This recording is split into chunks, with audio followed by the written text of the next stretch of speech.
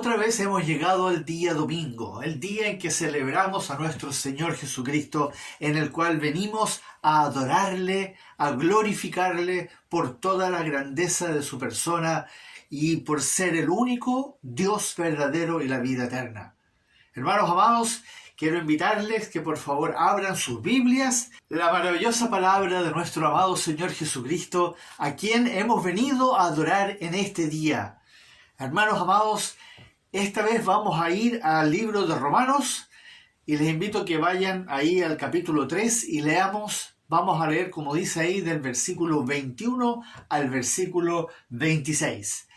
Leamos, escuchemos el texto y luego profundicemos en esta maravillosa palabra y en esta fecha tan especial que estamos hoy día. Pero ahora, aparte de la ley, se ha manifestado la justicia de Dios, testificada por la ley y por los profetas, la justicia de Dios por medio de la fe en Jesucristo, para todos los que creen en Él, porque no hay diferencia, por cuanto todos pecaron y están destituidos de la gloria de Dios, siendo justificados gratuitamente por su gracia, mediante la redención que es en Cristo Jesús, a quien Dios puso como propiciación por medio de la fe en su sangre, para manifestar su justicia, a causa de haber pasado por alto en su paciencia los pecados pasados, con la mira de manifestar en este tiempo su justicia, a fin de que Él sea el justo y el que justifica al que es de la fe de Jesús. Y con estas palabras entonces les invito a que oremos, que nos presentemos delante del Señor. Amado Padre, bendito Dios, nuevamente nos das el privilegio de poder reunirnos, aunque sea por este medio, para adorarte, pero para hacerlo como tú nos enseñas en tu palabra, adorarte en espíritu y en verdad. Porque si tomamos tu palabra, ella nos enseña lo grandioso y lo maravilloso que tú eres, oh Señor, y así podemos adorarte entendiendo la verdad que tú nos dejaste escrita. Por eso en esta mañana te pedimos que seas tú obrando en nosotros y nos seas abriendo el entendimiento para que esta tu palabra sea glorificándote a ti y edificándonos a nosotros para ser mejores hijos tuyos. A ti, oh Dios, te damos la gloria y la honra en el nombre de Jesús. Amén. Amados hermanos, hoy día es 31 de octubre. Yo le llamo una fecha desatendida, una fecha dejada de lado, una fecha olvidada, una fecha sin importancia para muchos. El Señor siempre hizo cosas a través de la historia por medio de diferentes hombres que aparecieron como de la nada. Si ustedes se ponen a pensar, ¿qué pasó? ¿De dónde salió Abraham?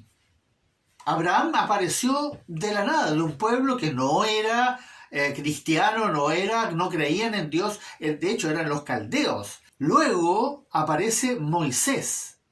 ¿Quién era Moisés? Si bien hay toda una historia, como él fue dejado en una canasta y todo eso, pero ¿quién era Moisés cuando él aparece? De hecho, el pueblo judío lo rechaza a él.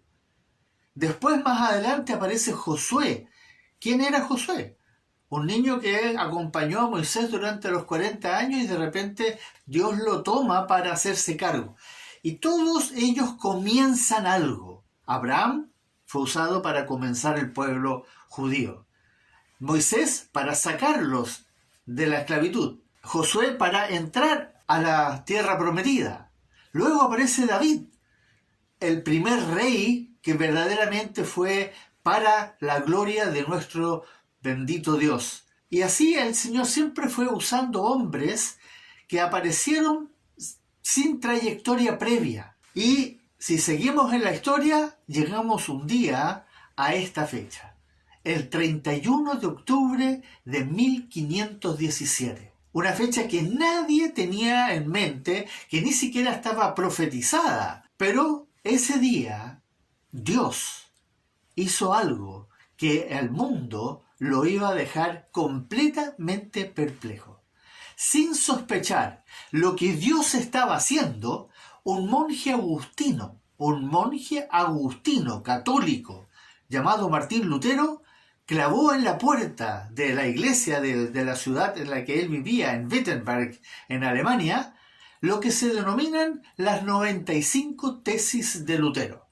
¿Qué son las 95 tesis? Era una lista de 95 cosas que se practicaban en la Iglesia Católica, de la cual Lutero era parte, pero que según Lutero no eran correctas, que no se ajustaban a lo que decía la Biblia. Este suceso, casi insignificante, fue el comienzo de un cambio que nadie se pudo imaginar. Nadie se lo esperaba, era algo que no era posible. Nuestro glorioso Señor y Dios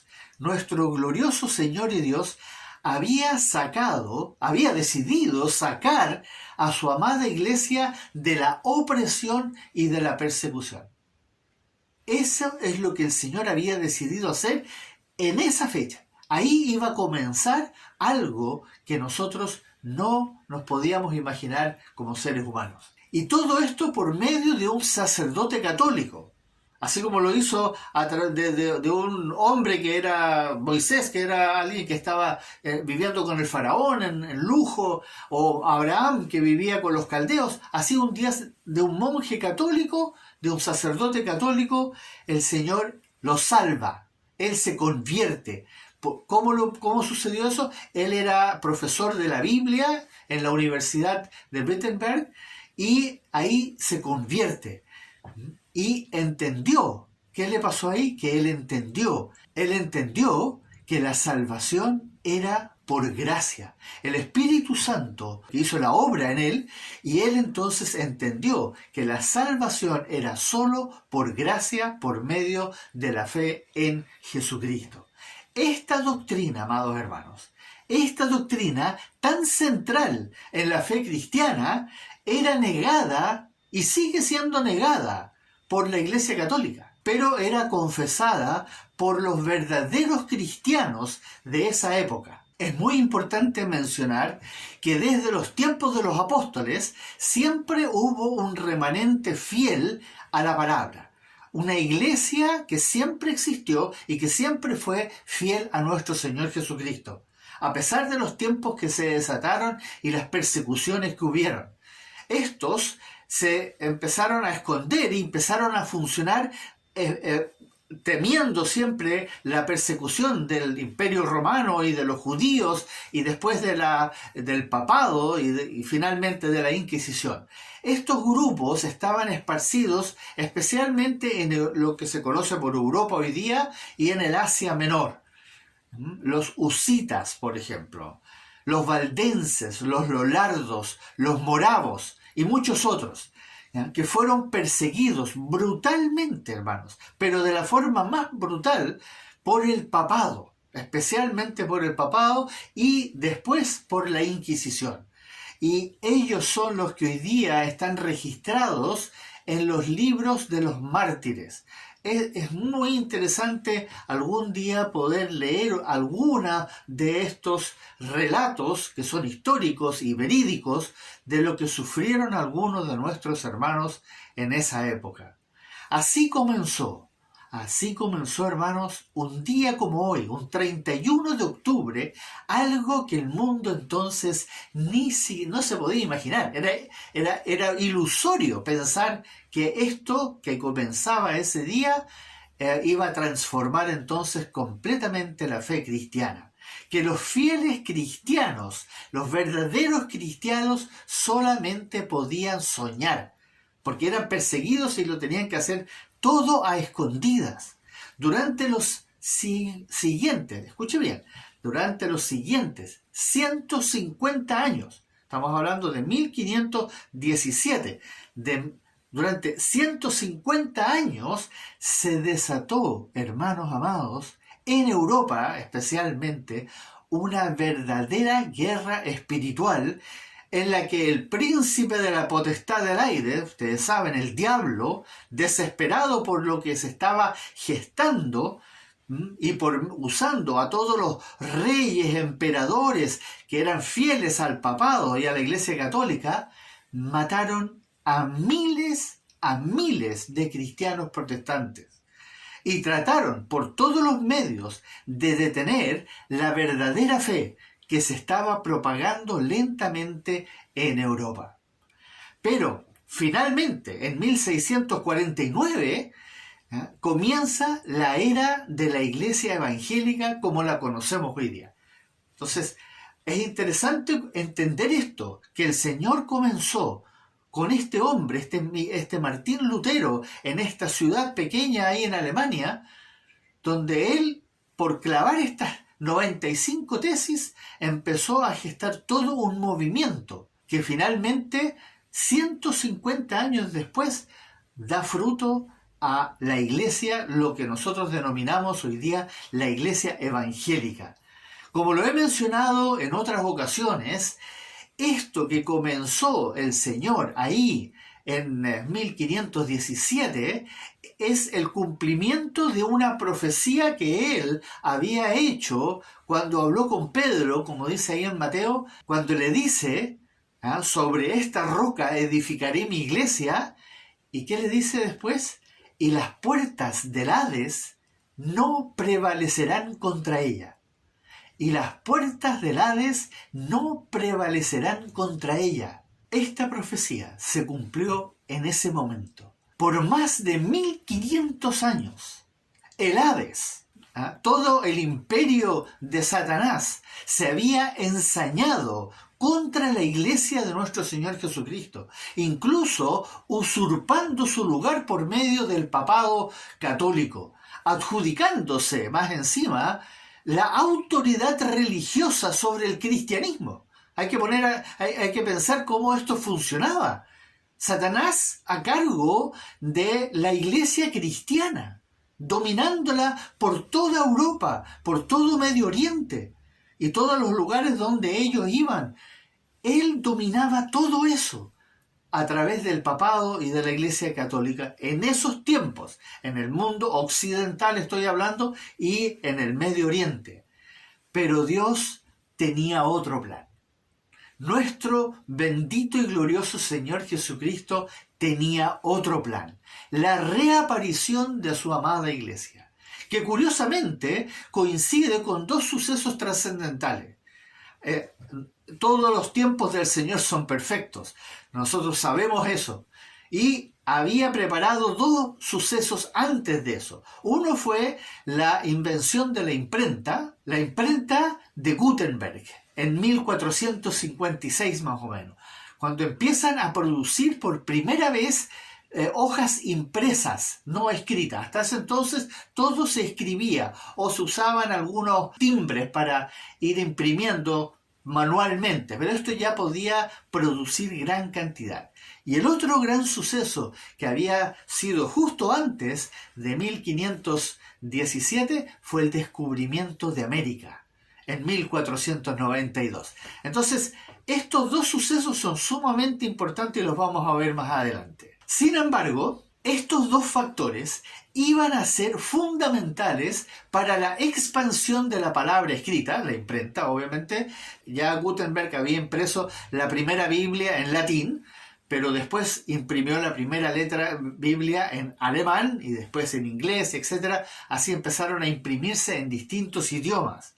Y por otro lado, el Señor estaba preparando algo que iba a ser después la nación, en la cual Él iba a levantar su iglesia especialmente, y de ahí iba a evangelizar al mundo entero.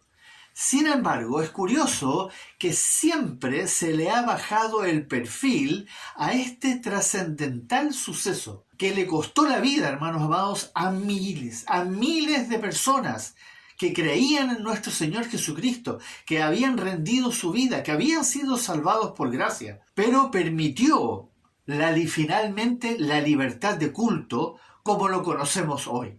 Y por otro, la evangelización del mundo entero, basada solo en la salvación por gracia, por medio de la fe en nuestro Señor Jesucristo. Desde 1700 en adelante se comenzó entonces a desplegar un movimiento misionero evangélico por todo el mundo.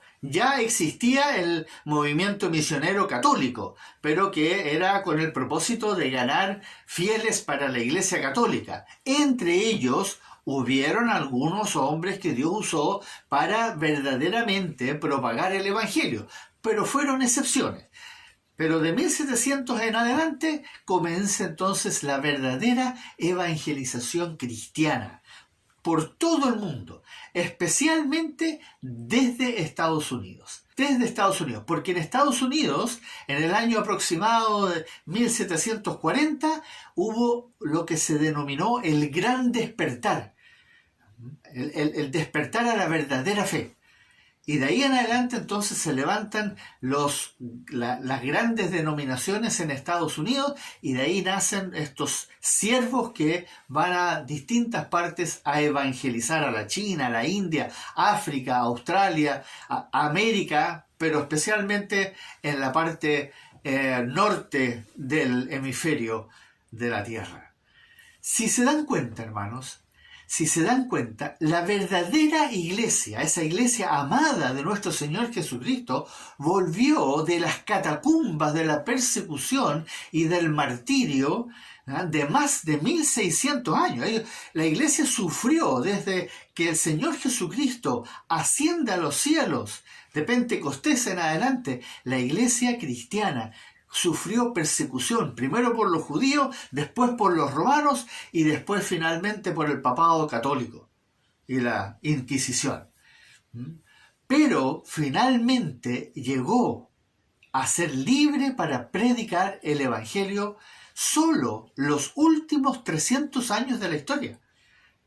Piensen en eso, los últimos 300 años de la historia. La iglesia ha sido libre para predicar el Evangelio como está escrito en la palabra de nuestro Señor Jesucristo. Ya han pasado 2000 años. Han pasado casi 2000 años desde que nuestro Señor asciende a los cielos y nace la iglesia en Pentecostés. Pónganse a pensar, todavía no pasan los completos los 2000 años, pero ya falta muy poco para que se cumplan los 2000 años desde que nació la iglesia en Pentecostés.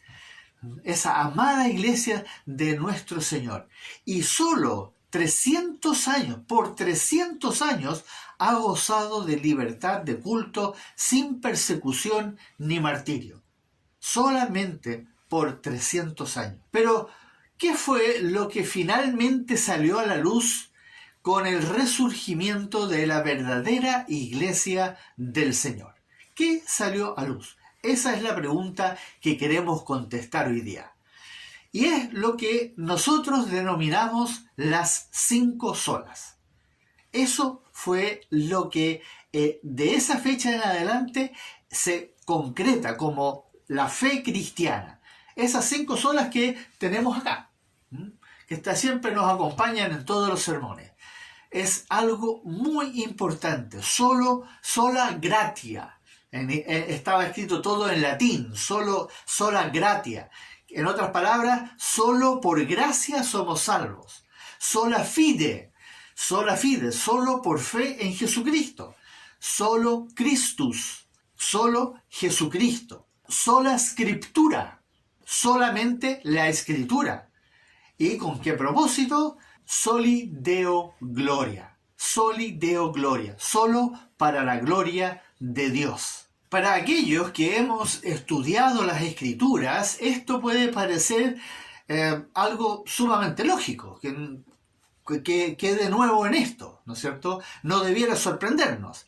Sin embargo, amados hermanos, todavía después de 300 años de cristianismo libre, hay muchos cristianos nacidos de nuevo, y estoy hablando de verdaderos hijos e hijas de Dios, que todavía no conocen ni entienden estas 5 solas. Y es por esta razón que se han producido tantas divisiones dentro del cuerpo de Cristo.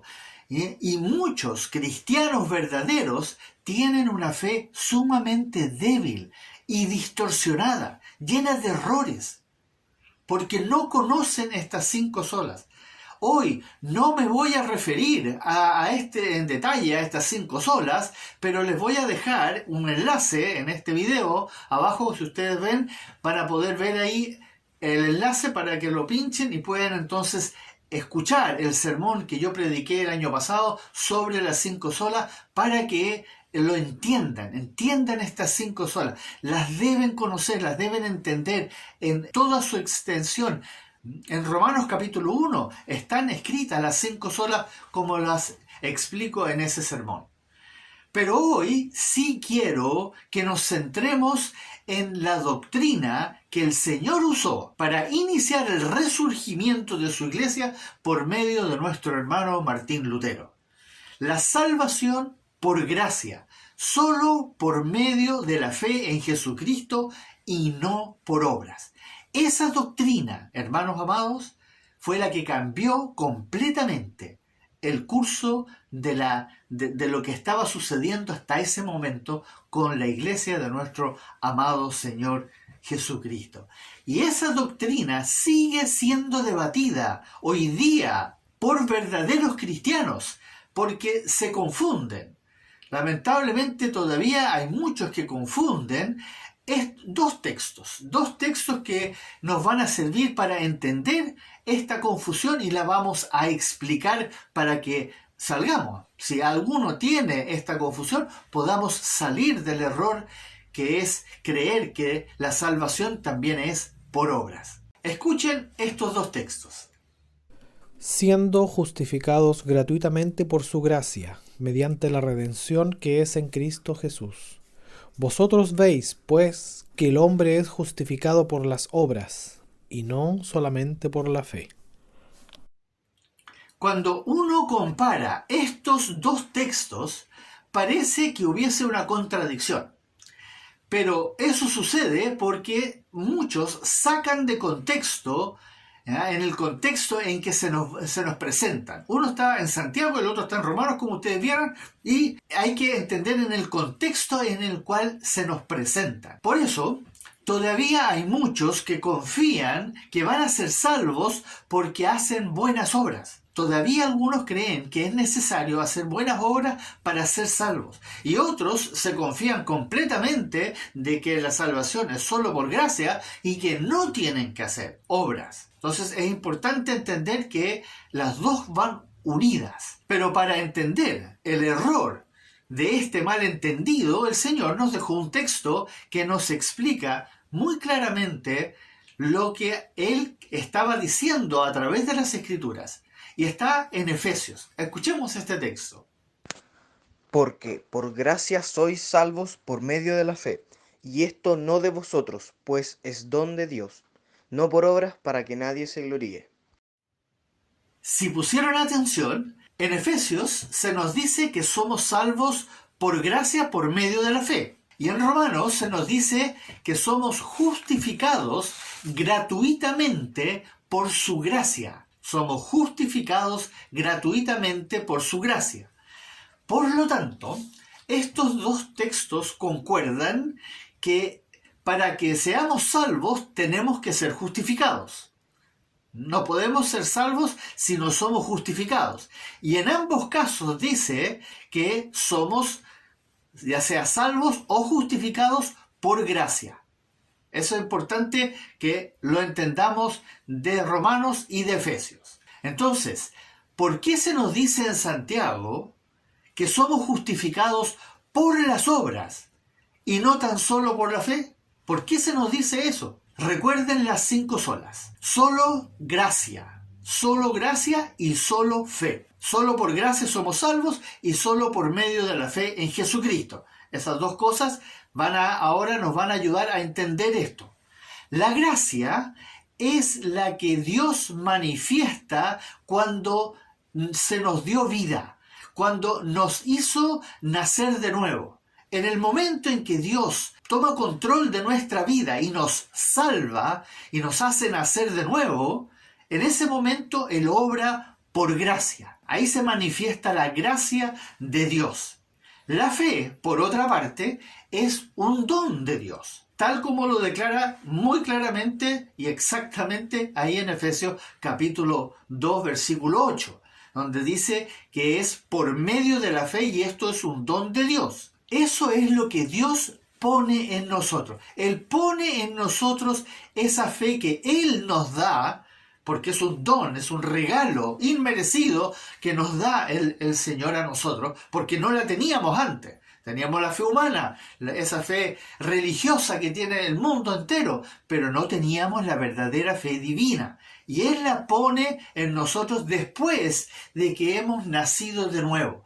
Cuando Él nos regenera, cuando Él nos pone el nuevo corazón en nosotros, saca el corazón de piedra y pone el corazón de carne, cuando nos limpia, como dice en Ezequiel 36, con agua y finalmente pone su espíritu en nosotros, ahí es cuando Él pone esa fe en nosotros, después de que fuimos regenerados.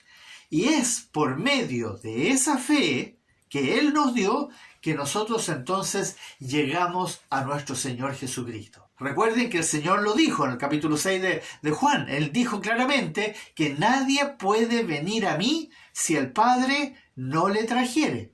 Entonces, así funciona. El Señor nos salva por gracia, nos regala la fe y por esa fe nosotros ahora llegamos a Jesucristo. Entonces, amados hermanos, después de que recibimos la fe y llegamos a nuestro Señor Jesucristo, se evidencia la salvación, nuestra salvación, o la salvación de un escogido, por las obras. Por las obras. ¿Y de qué obras estamos hablando? Lo que dice ahí en Efesios capítulo 2, versículo 10. Ahí lo dice con todas sus letras. Escuchemos. Porque somos hechura suya, creados en Cristo Jesús para buenas obras, las cuales Dios preparó de antemano para que anduviésemos en ellas. Somos creados en Cristo para buenas obras, las cuales Dios preparó antes, de antemano, desde antes de la fundación del mundo, para que anduviésemos en ella. Buenas obras, todo aquello que nuestro Señor Jesucristo nos manda en su palabra, nos enseña en su palabra, todo lo que Él predicó mientras caminó aquí en la tierra y que quedó escrito posteriormente en el Nuevo Testamento. Esos 70 mandamientos que tanto necesitamos conocer, aprender, vivir, experimentar. Esas son las buenas obras a las cuales nuestro Dios nos llama, que Él había preparado antes de la fundación del mundo.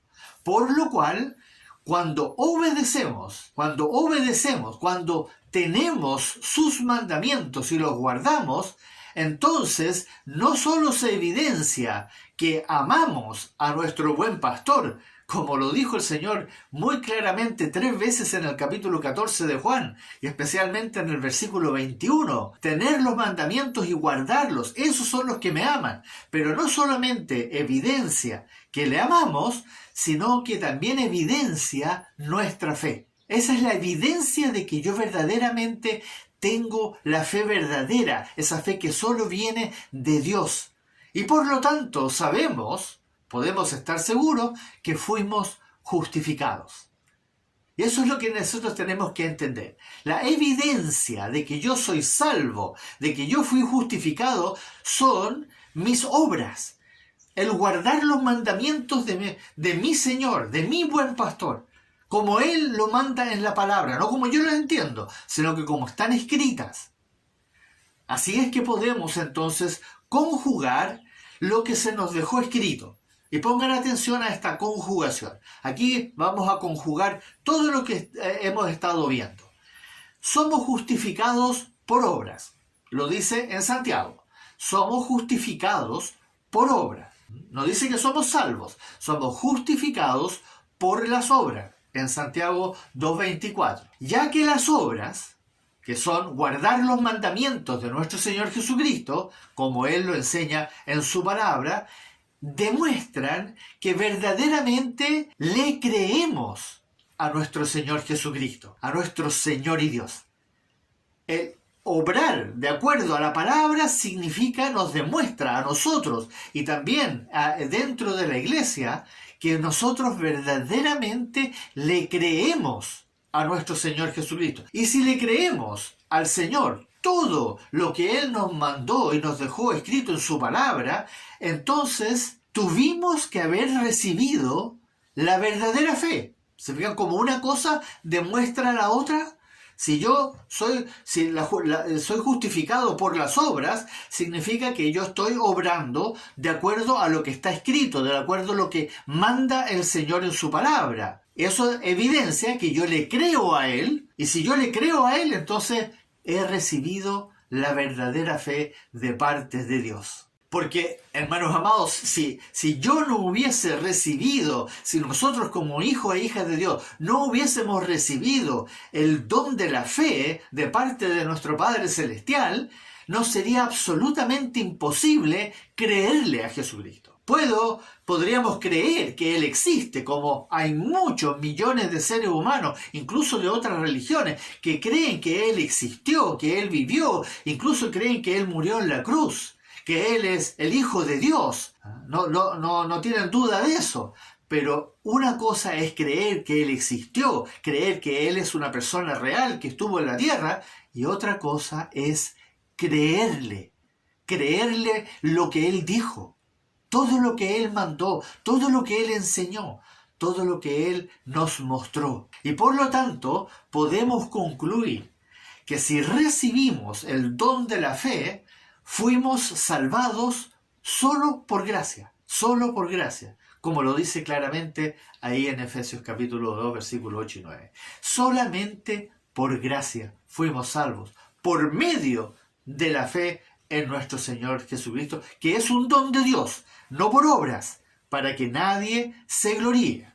Esta doctrina, amados hermanos, esta doctrina de la salvación solo por gracia, fue lo que desató una serie de cuestionamientos respecto a la fe cristiana y que incentivó a muchos cristianos a comenzar a leer y a estudiar las Escrituras.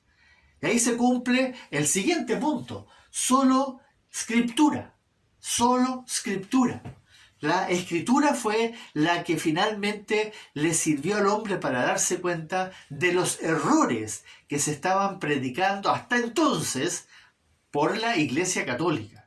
Y que otros que vivían escondidos y que empezaron a aparecer, estos mártires que empezaron y que decían, siempre dijeron, la salvación es por gracia, es obra de Dios. Todo esto promovió el debate doctrinal que terminó con la declaración de las 5 solas. Finalmente, todos llegaron al consenso de que efectivamente la palabra de Dios nos enseña estas 5 solas. Y posterior a eso son respaldadas esta conclusión que habían llegado con la Declaración de Fe de Westminster en 1649. Entonces, imagínense, desde 1517 que comienza a despertar la verdadera fe, que ya venía, pero que estaba completamente opacada y oprimida y perseguida por el papado católico, empieza a aparecer, y esto es lo que se llama la Reforma.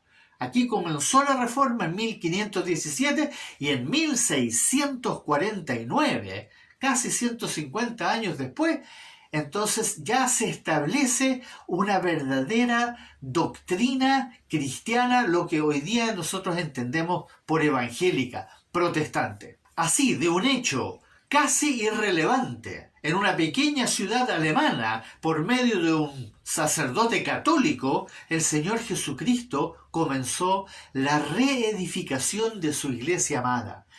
Recuerden que Él dijo que Él iba a edificar la iglesia. Claro, ya estaba edificada, pero había sido completamente arruinada por la fe cristiana católica que existía hasta ese momento, y el Señor entonces, por medio de este suceso, reedifica su iglesia, que había sido literalmente secuestrada por el diablo y sus secuaces durante más de 1500 años. Entonces, esto no es un hecho menor, esto es un hecho trascendental, amados hermanos. Por eso, amados hermanos, nosotros no podemos olvidar esta importante fecha, este 31 de octubre, en que un día como hoy día, el Señor Jesucristo decidió entonces abrir literalmente las puertas del Hades y sacar a su iglesia que había sido secuestrada. Pero que el mundo hoy día, en esta fecha, quiere opacar completamente, infectó esta fecha, a tal punto que hoy día en la noche se celebra Halloween.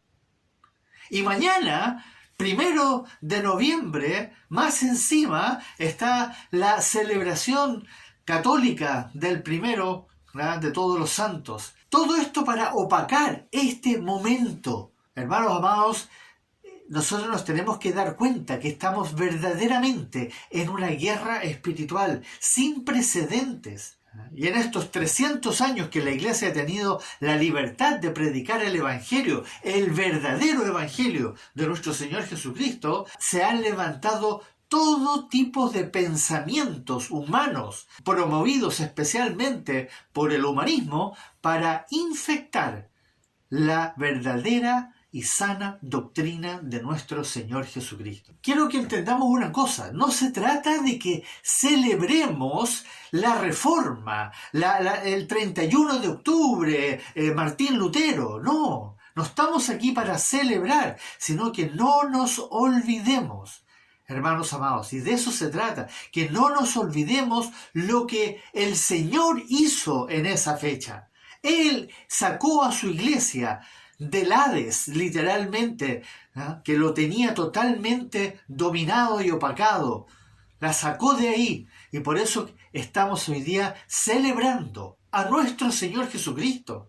A Él lo debemos celebrar, lo que Él hizo, así como siempre hemos celebrado lo que Dios hizo a través de todo el Antiguo Testamento y la historia. Es Él el que merece nuestra adoración, nuestra gloria, la alabanza, toda la honra, el loor.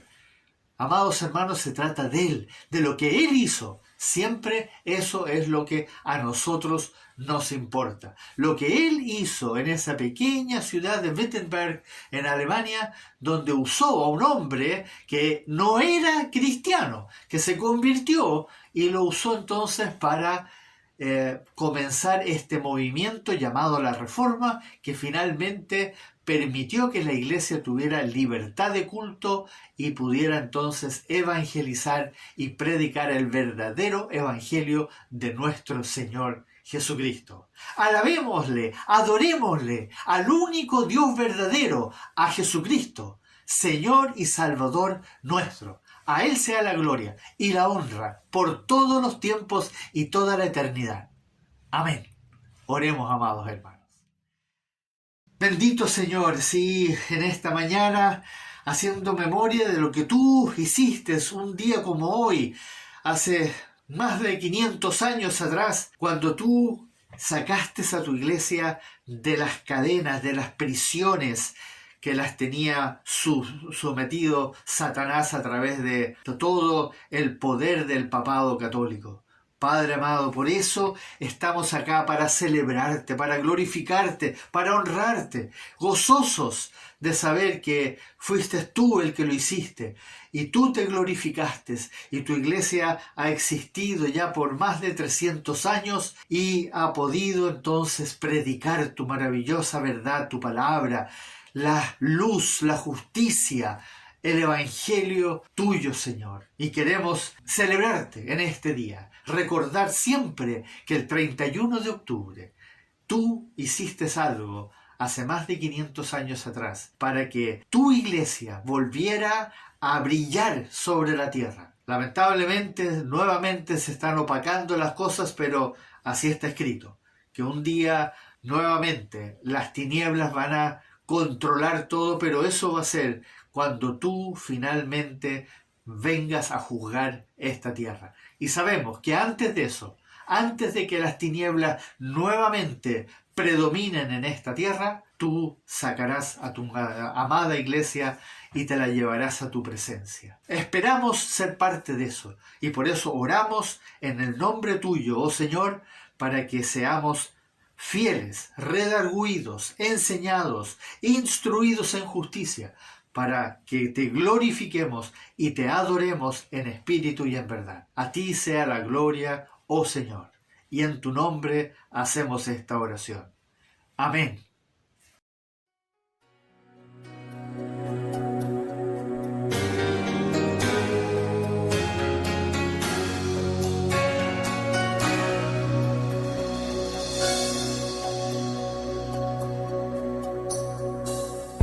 ¿Qué sería de mí si no me hubieras alcanzado? ¿Dónde estaría hoy si no me hubieras perdonado? Tendría un vacío en mi corazón, vagaría sin rumbo, sin dirección. Si no fuera por tu gracia y por tu amor, si no fuera por tu gracia y por tu amor, sería como un pájaro herido que se muere en el suelo, sería como un ciervo que brama por agua en un desierto. Si no fuera por tu gracia y por tu amor, si no fuera por tu gracia y por tu amor, ¿qué sería de mí si no me hubieras alcanzado? ¿Dónde estaría hoy si no me hubieras perdonado? Tendría un vacío en mi corazón, vagaría sin rumbo, sin dirección. Si no fuera por tu gracia y por tu amor, si no fuera por tu gracia y por tu amor, sería como un pájaro herido que se muere en el suelo, sería como un ciervo que brama por agua en un desierto. Si no fuera por tu gracia y por tu amor, si no fuera por tu gracia y por tu amor, si no fuera por tu gracia y por tu amor, si no fuera por tu gracia y por tu amor, sería como un pájaro herido que se muere en el suelo, sería como un ciervo que brama por agua en un desierto. Si no fuera por tu gracia y por tu amor, si no fuera por tu gracia y por tu amor, si no fuera por tu gracia y por tu amor.